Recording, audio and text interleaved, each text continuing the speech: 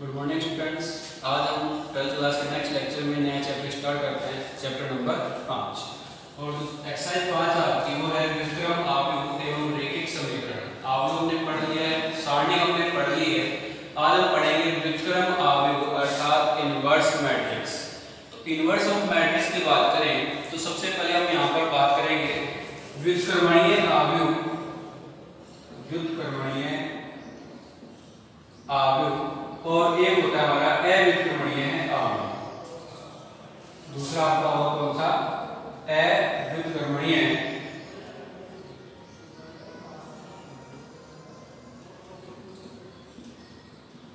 आव्यूह। व्युत्क्रमणीय आव्यूह और अव्युत्क्रमणीय आव्यूह का अर्थ ये होगा कि हमारे पास एक आव्यूह, उसका हम इनवर्स अर्थात प्रतिलोम या व्युत्क्रम आव्यूह ज्ञात कर सकते हैं या नहीं कर सकते हैं। अगर वो व्युत्क्रमणीय आव्यूह है तो हम क्या कर सकते हैं, उसका व्युत्क्रम आव्यूह निकाल सकते हैं। और जबकि अगर वो अव्युत्क्रमणीय आव्यूह है तो हम क्या नहीं कर सकते, उसका व्युत्क्रम आव्यूह ज्ञात नहीं कर सकते। तो एक ऐसा आव्यूह और आव्यूह कैसा वर्ग आव्यूह जिसके लिए सारणिक का मान, एक ऐसा आव्यूह जिसके लिए सारणिक का मान क्या होता है, इसका नॉट इक्वल टू 0 होता है। जो सारणिक का मान होता है वो नॉट इक्वल टू 0 होता है, तो उसे हम क्या कहेंगे, व्युत्क्रमणीय आव्यूह कहते हैं। उसके लिए हम व्युत्क्रम आव्यूह ज्ञात कर सकते हैं। वो कैसे ज्ञात करेंगे हम आगे देखते हैं।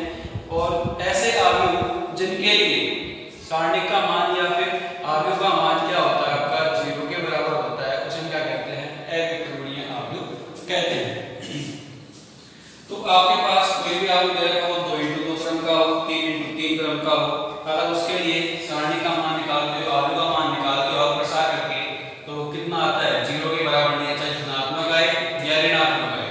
लेकिन 0 के बराबर नहीं आता है तो क्या कहलाएगा, हमारा व्युत्क्रमणीय आव्यूह।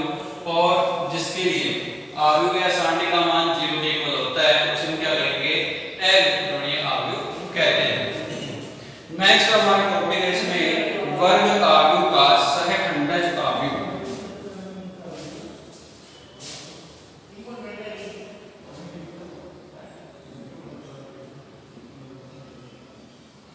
वर्ग आव्यूह का सहखंडज आव्यूह। और सहखंडज हम इंग्लिश में कहते हैं एडजॉइंट। ठीक है, तो हमने मान लिया कि हमारे पास कोई एक आव्यूह है, चाहे वो 2 × 2 क्रम का हो या 3 × 3 क्रम का हो। कैसा होना चाहिए, वर्ग आव्यूह अर्थात पंक्ति और स्तंभों की संख्या समान होनी चाहिए। तो हम यहाँ से बात करते हैं कि हमारे पास माना a क्या आपका एक आव्यूह है, a11 a12 a13 a21 a22 a23 a31 a32 और a33। ये 3 × 3 क्रम का क्या है, आव्यूह है। ठीक है, इसके लिए हमें क्या ज्ञात करना है, सहखंडज आव्यूह ज्ञात करना है, जिसको हम रिप्रेजेंट करेंगे। अगर हमारा आव्यूह a है, इसका जो सहखंडज आव्यूह होगा उसको रिप्रेजेंट करेंगे किससे, एडजॉइंट ऑफ a। किससे रिप्रेजेंट करना है हमें, एडजॉइंट ऑफ a से। तो इसके लिए सबसे पहले हम जो हमारे सहखंड होते हैं उनकी एक सारणी बनाते हैं। सहखंड जो हमारा a11 है, ठीक है, जो a11 होगा, a11 का सहखंड निकालना आपको बताया गया था, -1 की पावर i + j, -1 की पावर i + j मल्टीप्लाई में जो इसका हमारे पास पहली पंक्ति और पहला जो स्तंभ है, दोनों को छोड़ते हुए जो एलिमेंट्स बचते हैं उनका हम क्या लिखते हैं, उपसारणी लिखते हैं। तो हमारे पास वो क्या होगा, a11 का सहखंड होता है। तो यहाँ पर जो सहखंड है a11 का, उसको हम रिप्रेजेंट करेंगे किससे, f11 से। किससे दर्शाएंगे, f11 से। a12 का जो हमारे पास सहखंड होगा उसको हम दर्शाएंगे f12 से। इसी प्रकार a13 के लिए जो सहखंड है उसको हम दर्शाएंगे किससे, f13 से। ठीक है, इसी प्रकार जो आपकी दूसरी पंक्ति है उसके भी सहखंड लिख लेते हैं। यहाँ पर आ जाएगा f21 f22 और f23। तीसरी पंक्ति की बात करें तो a31 a32 a33 है, इनके जो संगत सहखंड F32 और F33। जो हमारे पास यहाँ पर हमें एक आव्यूह मिलेगा, ठीक है। किसका आव्यूह है ये? जो मैट्रिक्स ए है हमारा आव्यूह ए है, इसके अवयवों के संगत सहखंडों का ये क्या है? आव्यूह है। इसका अगर हम परिवर्त निकालते हैं, क्या निकालिए? इसका परिवर्त अर्थात ट्रांसपोज, तो हमारे पास हमें क्या मिलेगा? एडजॉइंट ऑफ ए अर्थात सहखंडित आव्यूह मिल जाता है।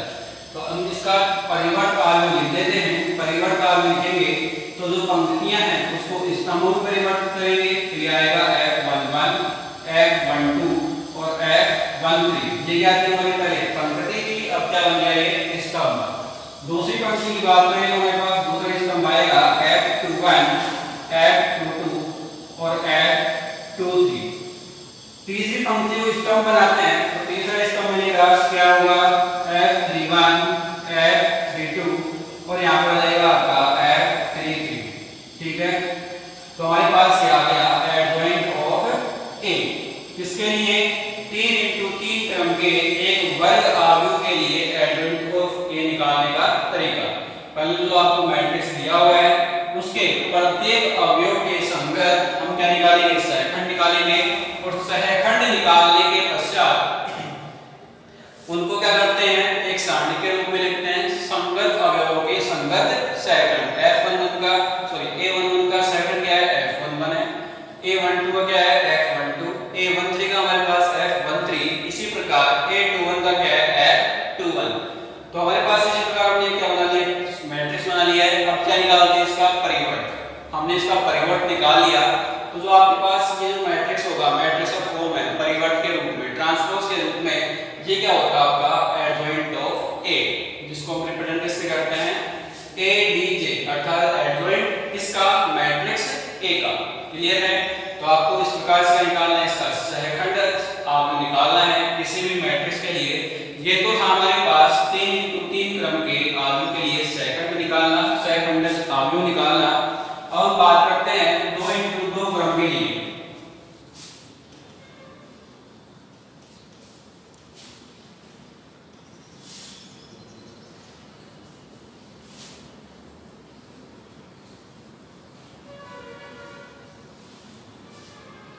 चलिए 2 इंटू 2 क्रम की बात करें, हमारे पास माना A इक्वल्स टू आपका है A11, A12, A21 और A22, ठीक है। हमारे पास एक मैट्रिक्स दिया हुआ है A। जो मैट्रिक्स A है वो है आपका A11, A12, A21 और A22। 2 इंटू 2 क्रम का है और 2 इंटू 2 क्रम का अर्थात 2 पंक्ति और 2 स्तंभ है। इसका हमें सहखंड आव्यूह निकालना है। मेथड वही है। देखिए किस प्रकार से निकालेंगे। सबसे पहले जो A11 है, A11 का सहखंड, A11 का सहखंड क्या होगा? मान लिया हमने F11 है और ये हम जानते हैं कि सहखंड निकालने के लिए -1 की power i plus j, i तो क्या है? पंक्ति और j क्या आपका स्तंभ। यहाँ पर 1 1 है तो i प्लस j क्या हो जाएगा? 1 प्लस 1। अगर 1 2 हो तो 1 प्लस 2, ठीक है। और मल्टीप्लाई में इसका उपसारणिक है। उपसारणिक कैसे निकालते हैं? इस पंक्ति और इस स्तंभ को छोड़ते हुए जो भी एलिमेंट्स बचते हैं उनको लिखते हैं। हमारे पास यहाँ पर क्या बचेगा? A2। तो यहाँ पर हम लिखते हैं -1 की पावर कितनी हो गई? 2 हो गई और सम है इसलिए कैसा मिलेगा हमें? प्लस का 1, जिसको A22 से मल्टीप्लाई करेंगे तो क्या मिलता है हमें?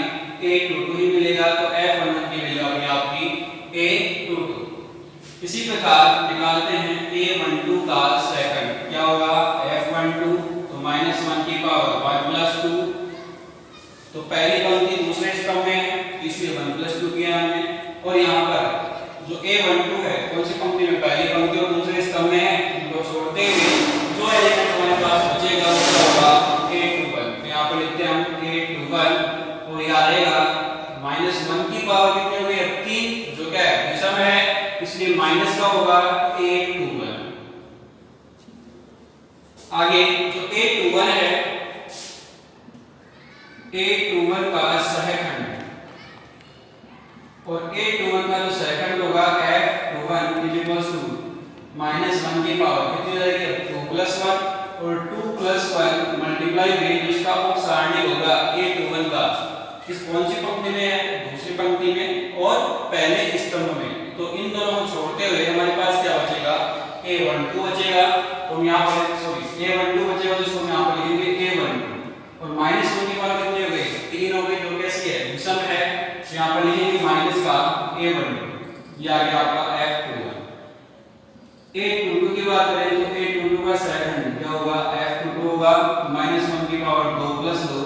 और इसके साथ सारणी की बात करें तो दूसरी पंक्ति और दूसरे स्तंभ को छोड़ते हुए क्या बचता हमारे पास, A11 बचता है। तो यहाँ पर लिखेंगे हम A11, तो याद आएगा -1 का 4 सम है, इसलिए यहाँ पर मिलेगा आपको A1। अब हम बात करते हैं सेकंड एडजॉइंट ऑफ A की। तो एडजॉइंट ऑफ A की बात करें, एडजॉइंट ऑफ A निकालने के लिए जानते हैं हम क्या करते हैं हमेशा कि जो हमारे पास सेकंड है उनको सारणी के रूप में दर्शाएंगे, सॉरी आव्यूह के रूप में दर्शाते हैं। आव्यूह के रूप में दर्शाते हैं, यहाँ पे लिखते हैं F11 F12 F21 और F22 और इसका ट्रांसपोज। ये क्या होता है, हमारा सेकंड का आव्यूह होता है। तो इनकी वैल्यू पुट करते हैं, हमें मिलेगा F11 आपका यहाँ पर है A22, F12 की बात करें कितना है माइनस का A21 और F21 की बात करें तो माइनस का A12 और लास्ट में F22 कितना है A11। इसका क्या निकालेंगे, ट्रांसपोज। और ट्रांसपोज निकालते हैं, परिवर्तन निकालते हैं पंक्तियों को स्तंभ में और स्तंभ को पंक्तियों में।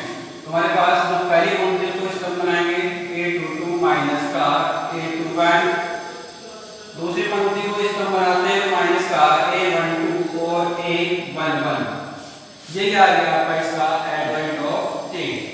अब आप लोग देखिए जो हमारा मैट्रिक्स A है, आव्यूह A है, उसकी तुलना एडजॉइंट ऑफ A से सेकंड आव्यूह से हम करते हैं तो हम देख सकते हैं कि यहाँ पर A11 है तो यहाँ पर कितना है A22 और यहाँ पर A22 तो यहाँ पर कितना है A11। अर्थात इनको क्या कर देंगे, हम आपस में बदल देते हैं। डायरेक्टली इसको कैसे निकालना है, जो 2 क्रम का मैट्रिक्स होता है उसके लिए सेकंड हम डायरेक्टली निकाल सकते हैं। कैसे निकालेंगे कि जो आपके मुख्य विकर्ण के अवयव होते हैं इनको हम आपस में परिवर्तित कर देंगे, इनका स्थान क्या कर देते हैं, परिवर्तित कर देते हैं। A11 की जगह में लिख दिया A22 और A22 की जगह लिख देंगे कितना A11, ठीक है। इसके अलावा जो आपका A12 है यहाँ पर प्लस का है जबकि यहाँ पर कैसा है माइनस का, और जो A21 है वो भी कैसा है, यहाँ पर प्लस का और यहाँ पर कैसा है माइनस का। अर्थात मुख्य विकर्ण के अवयवों को आपस में परिवर्तित करना है और इसके अलावा जो एलिमेंट्स हमारे दूसरे विकर्ण के उन्हें क्या करना है, चिन्ह बदल देना है, उनका स्थान परिवर्तित नहीं करना है। क्लियर है, नोट कर लीजिए इसको एक बार, एग्जाम्पल लीजिए, समझते हैं इसको।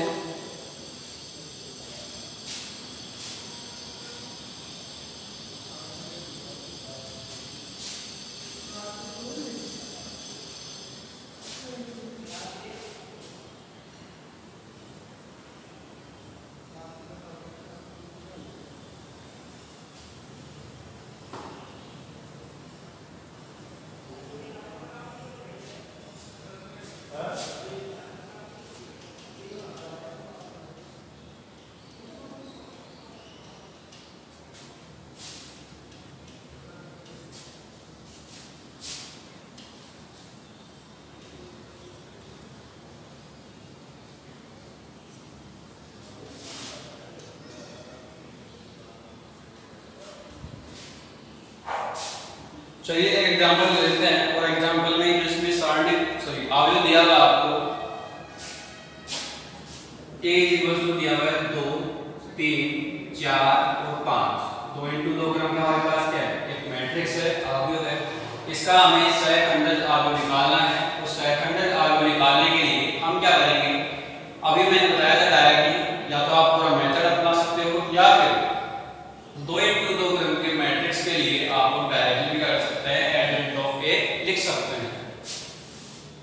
जैसे adjoint of A equals to, हम क्या करेंगे, हमारा मुख्य विकर्ण है, मुख्य विकर्ण यही होता है, ठीक है, जिसमें I और J का मान क्या होता है, समान।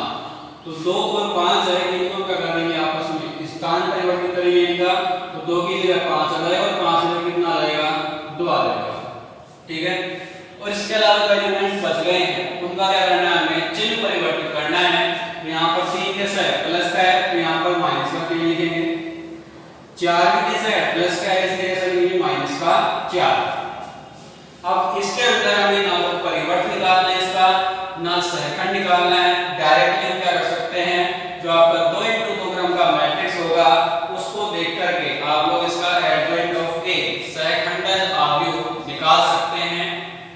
अदरवाइज आप लोग पूरी कैलकुलेशन करके क्या कर सकते हैं, इसको सोल्व कर सकते हैं। तो आपको ध्यान में रखना है कि जो मुख्य विकर्ण होगा उसके अवयवों को स्थान परिवर्तन और इसके अलावा जो बाकी एलिमेंट्स हैं उनमें चिन्ह को बदलना है। क्लियर है। अब 3x3 क्रम का जो अवयव होगा उसके लिए आपको पूरा मेथड अप्लाई करना होगा। देखते हैं किस प्रकार से। मैट्रिक्स दिया हुआ है आपको, मैट्रिक्स ए, और मैट्रिक्स ए दिया हुआ है 1 2 0 3 -1 और 1। तीसरी पंक्ति है 4 6 और 4। चलिए इसके लिए हम क्या करते हैं, एडजॉइंट ऑफ ए निकालेंगे, सहखंडज अवयव निकालते हैं। तो सबसे पहले जो आपका 1 है a11, तो यहाँ पे लिखते हैं a11 बराबर 1 के लिए सहखंड, सहखंड निकाल लो। सहखंड कितना होगा आपका, a11 और 1 दोनों को जोड़ेंगे तो कैसा आएगा, प्लस का आएगा। ठीक है, तो -1 की पावर यहाँ पर कितनी जुड़ा है, 2 लिख सकता हूँ मैं, प्लस का 2। तो हमारे पास यहाँ पर 1 जो हमारा एलिमेंट है कौन सी पंक्ति में है, R1 में और स्तंभ C1 में। तो इनको छोड़ते हुए जो एलिमेंट्स बचते हैं उनको लिखेंगे -1 प्लस का 1 6 और 4। इसको सॉल्व करते हैं तो सॉल्व करने पर हमें मिलेगा -1 की पावर 2, ऐसी है सम है, इसके प्लस का 1 मिलेगा। -1 को 4 से गुणा करते हैं माइनस का 4, 6 को 1 से गुणा करेंगे तो माइनस में 6, कितना आ गया, माइनस का 10। क्लियर है। हमारे पास जो a11 है उसका सेकंड कितना आपका माइनस का 10 है। इसी प्रकार a12 की बात करें, a12 क्या आपका 2 है, इसके लिए सेकंड देखते हैं हम। ये तो हो गया आपका f11, यहाँ पर आएगा f12। ठीक है, तो हमारे पास जो 2 है कौन सी पंक्ति में है, पहली पंक्ति और दूसरे स्तंभ में। तो -1 की घात कितनी होगी, 1 + 2। ठीक है, i + j। पहली पंक्ति और दूसरे स्तंभ को छोड़ते हुए हमारे पास को सारणी मिलेगा 3 1 4 और 4। हल करें इसको तो -1 की घात कितनी हो गई, 3 हो गई।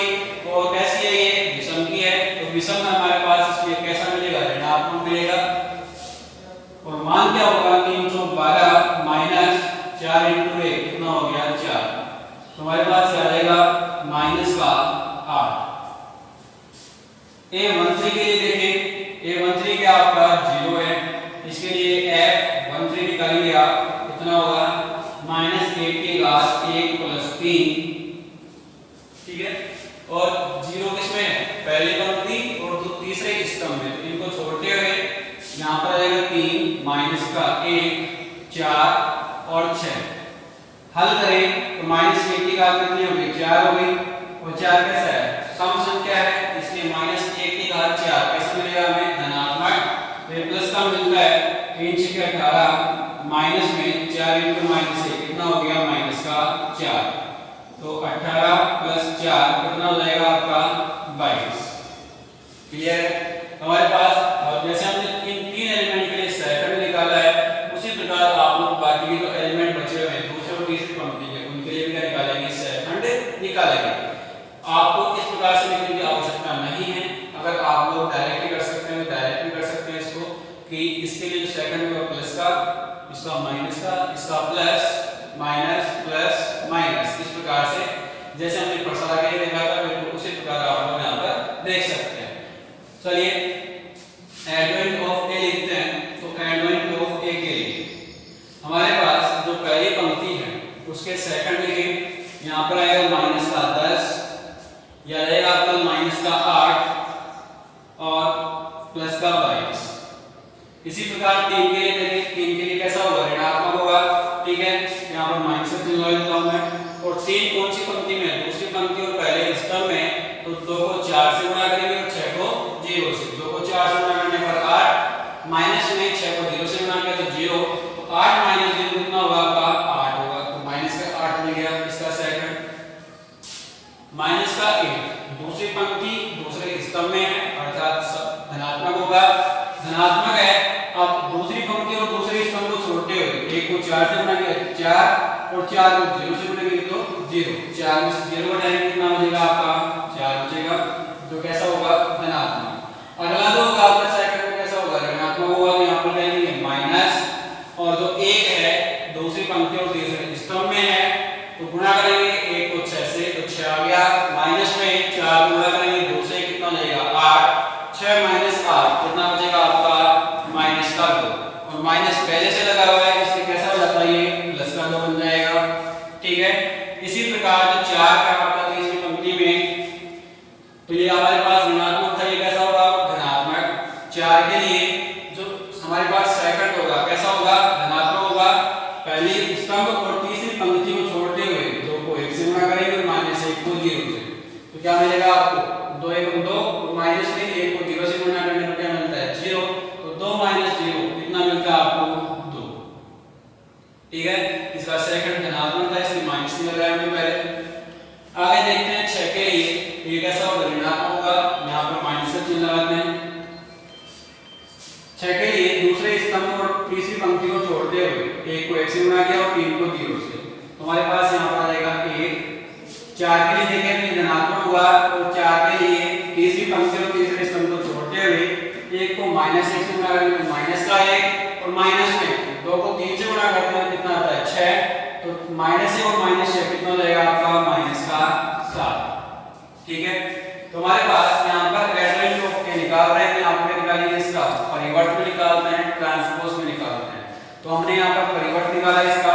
तो परिवर्त निकालने के लिए जो पंक्तियां हैं उसको स्तंभ में बदलेंगे और जो स्तंभ हैं उनको पंक्तियों में क्या कर देते हैं? परिवर्तित कर देते हैं।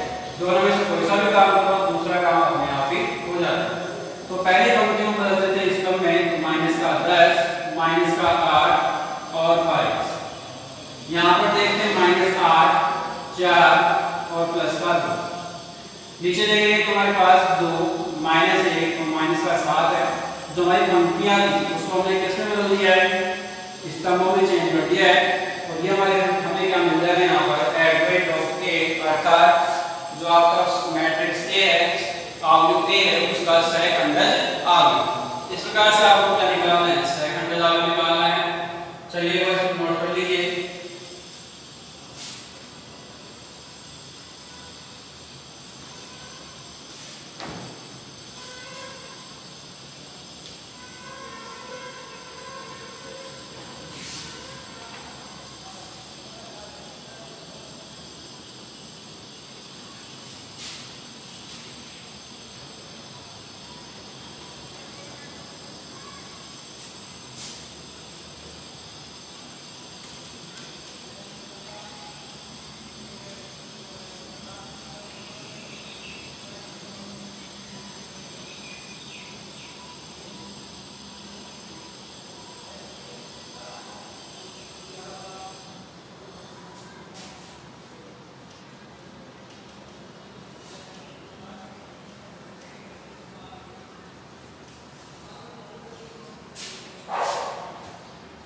चलिए आगे बात करते हैं आव्यूह का व्युत्क्रम।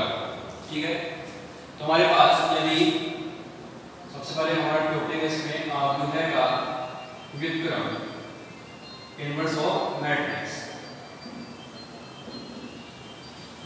यदि हमें दो मैट्रिक्स दिए हुए हैं ए और बी उनके लिए AB = I हो या फिर हम कहें B × AB कितना हो? I हो।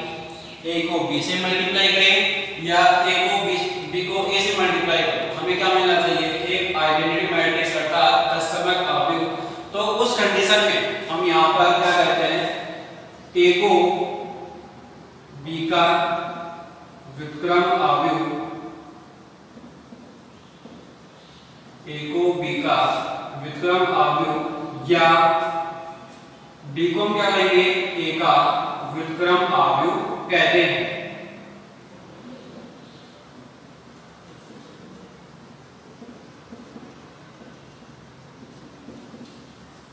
कि अगर हमारे पास a into b equal to i हो या b into a equal to i हो तो हम जानेंगे कि a होगा वो क्या होगा, b का इनवर्स मैट्रिक्स होगा अर्थात व्युत्क्रम अवयव होगा, या फिर हम ये कह सकते हैं जो b है वो a का क्या है, इनवर्स मैट्रिक्स अर्थात व्युत्क्रम अवयव होता है।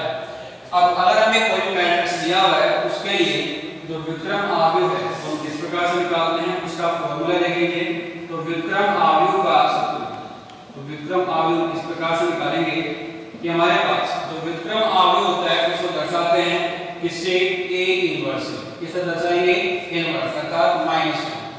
तो हमारे पास यहाँ पर a इनवर्स निकालते हैं उसका फॉर्मूला होगा a inverse adjoint of a, जो हमने यहाँ पर सबसे पहले निकालेंगे उसमें एडजॉइंट ऑफ a सेकंडेज अवयव अपॉन में हमारे पास क्या होगा, जो हमारा अवयव दे रखा है उसकी सारणी का मान, जो हमें अवयव दिया होगा उसकी सारणी का मान लिखते हैं कहां पर, नीचे। इसलिए हमने जब स्टार्टिंग में परिभाषा देखी थी व्युत्क्रमणीय अवयव तो हमने वहां पर देखा था कि जो मॉड ऑफ ए अर्थात सारणी का जो मान होता है वो जीरो नहीं होना चाहिए। अगर जीरो हो जाएगा तो इनवर्स मैट्रिक्स अर्थात जो इनवर्स मैट्रिक्स का व्युत्क्रम अवयव होगा वो क्या हो जाता है, आपका अपरिभाषित हो जाता है। तो इसीलिए हम वहां पर क्या कहते हैं कि a का जो हमारे पास सारणिक है उसका मान 0 के बराबर होता है तो व्युत्क्रमणीय है, और 0 के बराबर नहीं होगा तो क्या होगा, व्युत्क्रमणीय अवयव होता है। मैं यहाँ पर भी लिख देता हूँ कि हमारे पास जो सारणिक a है या अवयव a है उसका सारणिक का मान 0 नहीं होगा। क्लियर है। तो कोई भी मैट्रिक्स दे रखा हो उसके लिए आप क्या निकाल सकते हैं, व्युत्क्रम अवयव या इनवर्स मैट्रिक्स। व्युत्क्रम अवयव या इनवर्स मैट्रिक्स आप लोग ज्ञात कर सकते हैं। ठीक है। अब हम देखते हैं कि हमारे पास इसके कुछ महत्वपूर्ण गुणधर्म है कि हमारे पास कि अगर a क्या हमारा एक वर्ग अवयव है, ठीक है, तृतीय क्रम का वर्ग अवयव है, 3 into 3 क्रम का है, ये तो हमारे पास व्युत्क्रम अवयव ज्ञात करना। अब हम देखते हैं अगर हमारे पास a क्या है 3 into 3 क्रम का एक वर्ग अवयव है तो उसके लिए एक प्रॉपर्टी होती है कि a मल्टीप्लाई में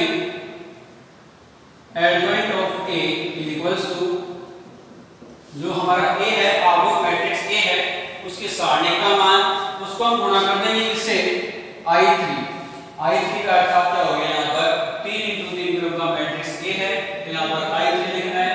अब बराबर में हम लिख सकते हैं इसको एडजॉइंट ऑफ a मल्टीप्लाई में a, जो मैट्रिक्स a होगा उससे मल्टीप्लिकेशन।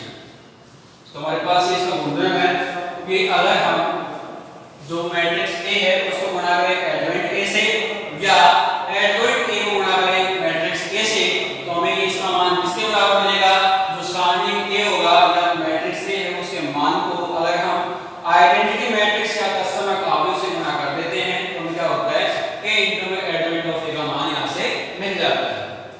आगे हम देखेंगे नेक्स्ट गुणधर्म। तो हमारे पास जो नेक्स्ट इसकी प्रॉपर्टी है वो ये है कि अगर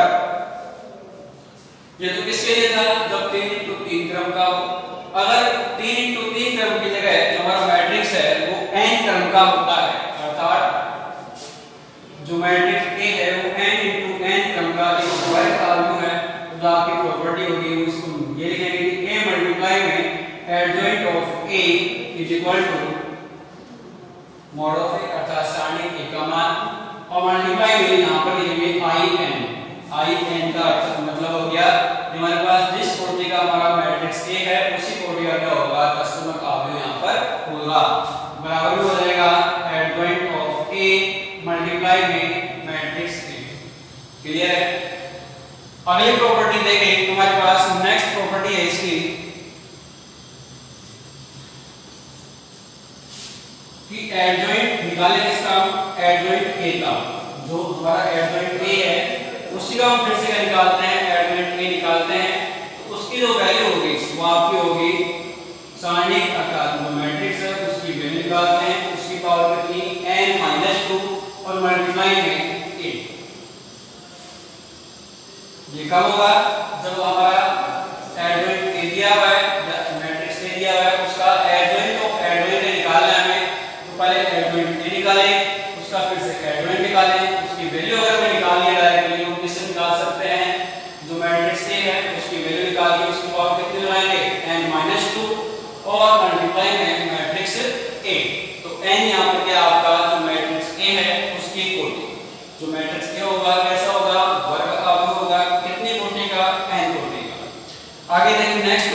इसकी।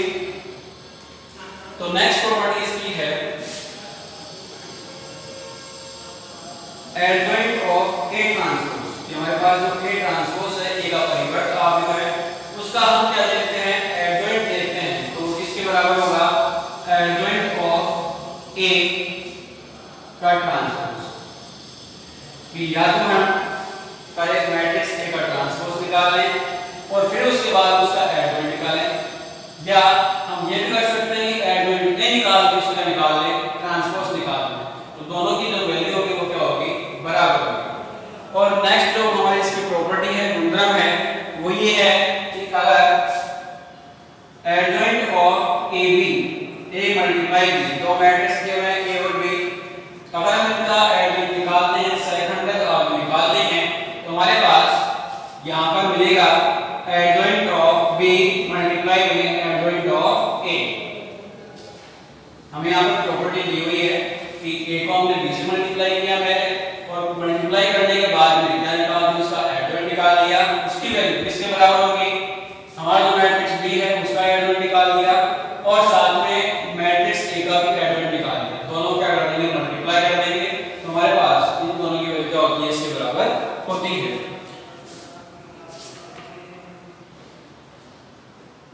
चलिए एक प्रॉपर्टी और देखते हैं कि अगर ए और बी हमारे क्या हैं, व्युत्क्रमणीय अवयव हैं। ए और बी कैसे हैं, व्युत्क्रमणीय अवयव हैं, इनवर्सेबल हमारे पास क्या है, मैट्रिक्स है। तो हम क्या लिख सकते हैं कि a into b का जो इनवर्स होगा, पहले हमने a into b निकाला, मैट्रिक्स a को मैट्रिक्स b से मल्टीप्लाई किया, उसका इनवर्स निकालते हैं तो वो आपका बराबर होगा b इनवर्स मल्टीप्लाई में a इनवर्स। ये हमारे पास है b इनवर्स और a इनवर्स दिए हुए हैं, तो हम ab का a into b का इनवर्स डायरेक्टली याद कर सकते हैं। उनको मल्टीप्लाई करके इनवर्स निकालने की जरूरत हमें नहीं होगी।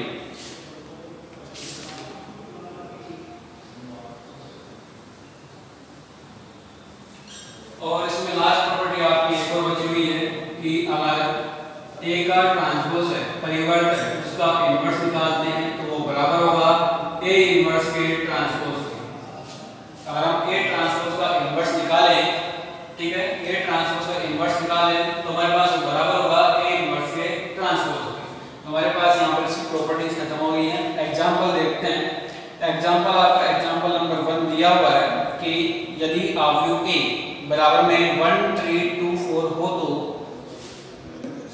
आपको यहाँ पर 4 क्वेश्चन दिए हुए हैं, 4 क्वेश्चन दिए हुए हैं। इसमें ए का सेकंड अवयव याद कीजिए, एडजॉइंट ऑफ ए।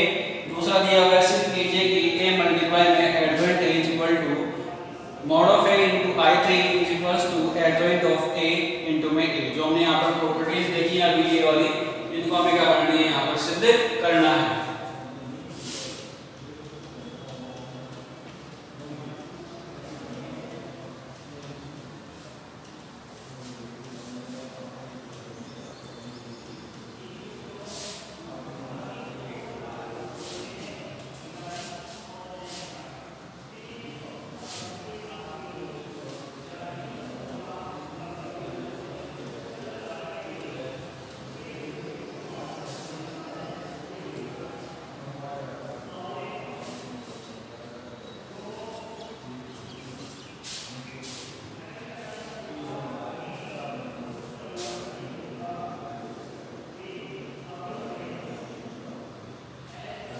चलिए इसमें मैट्रिक्स दिया हुआ आपको 1 3 2 4, यहाँ पर 1 3 2 और 4।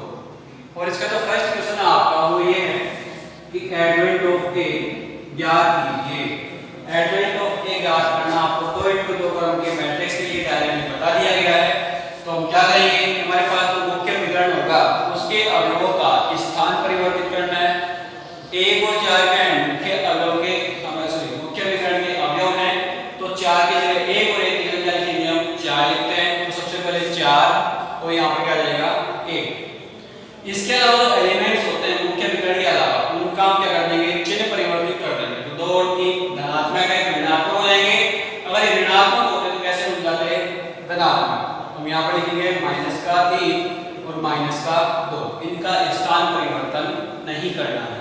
तो आपका फर्स्ट क्वेश्चन हो चुका है। आप लोग चाहो तो इसको मेथड वाइज भी कर सकते हैं। सेकंड देखिए, इसका सिद्ध कीजिए कि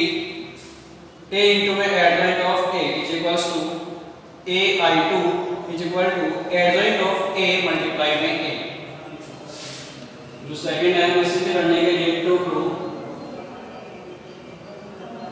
एडजॉइंट ऑफ ए, इसको मल्टीप्लाई करेंगे से ए से is equal to mod of A i2 is equal to adjoint of A multiply by A. ये सीधे करना है हमें। सबसे पहले हम a को एडजॉइंट ऑफ a से क्या करते हैं, मल्टीप्लाई करते हैं। तो क्या मिलेगा आपको, a क्या आपका 1 3 2 और 4, एडजॉइंट है आपका 4 माइनस का 3 माइनस का 2 प्लस का 1। मल्टीप्लिकेशन आपको थर्ड चैप्टर में बता दिया गया है मैट्रिक्स का। 1 को हम 4 से गुणा करेंगे और 3 को माइनस के 2 से, पंक्ति को इस स्तंभ से। तो 4 इंटू 1 कितना हो गया 4, 3 को माइनस 2 से गुणा करेंगे माइनस का 6। अब पहली पंक्ति को दूसरे स्तंभ से गुणा करते हैं तो आपके पास आ जाएगा माइनस का 3 और प्लस का 3। यहाँ पर देखें तुम्हारे पास 2 गुणा करेंगे 4 से तो आपके पास आएगा 8, माइनस में 4 को माइनस 2 से गुणा करते हैं तो माइनस का 8।